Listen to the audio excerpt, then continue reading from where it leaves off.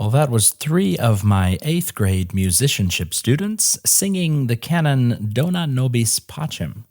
One simple melody, sung in overlap, becomes three independent parts. How can a round like this train young singers to sing and hear and blend with confidence? Well, stick around. That's what we'll be talking about today on this episode.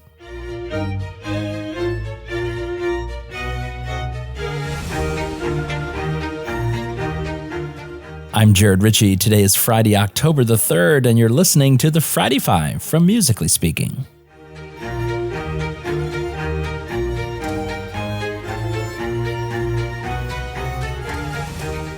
Today I want to think about the canon, or what you could refer to as the round. It's one of the oldest and simplest musical forms, but it does more than just fill rehearsal time or fill a music class.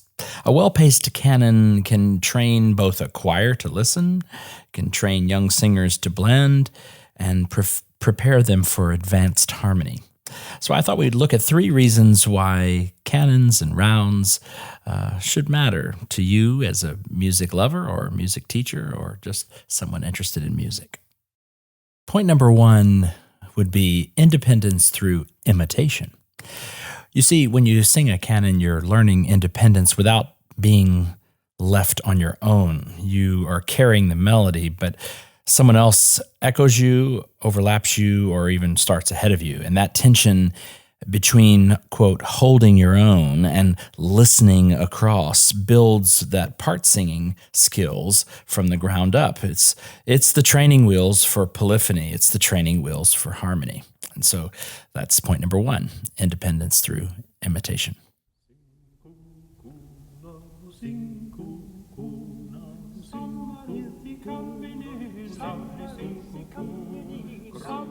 And point number two is blend and tuning. This is one of the oldest canons. Summer is a coming in, is the modern way of saying it. But canons force the singer to tune against other singers.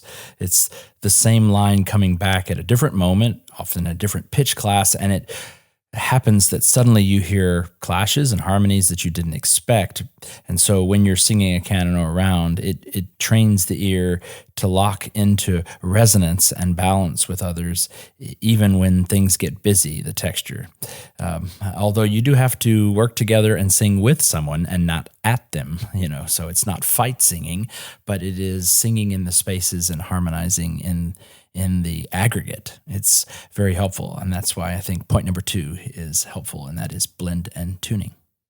And point number three would be gateway to polyphony. A canon is, in miniature, polyphony. It's one line of music multiplying into many, and that's why it's such a natural, historically, a natural gateway into Renaissance motets or even into singing Bach chorale, fantasy cantatas and other things like that. It's because singers who cut their teeth on canons and rounds of note are already practicing those habits that are common in choral singing, which is listening and independence, and of course the literacy that they'll need to take on much more complex and glorious works that we all know and love.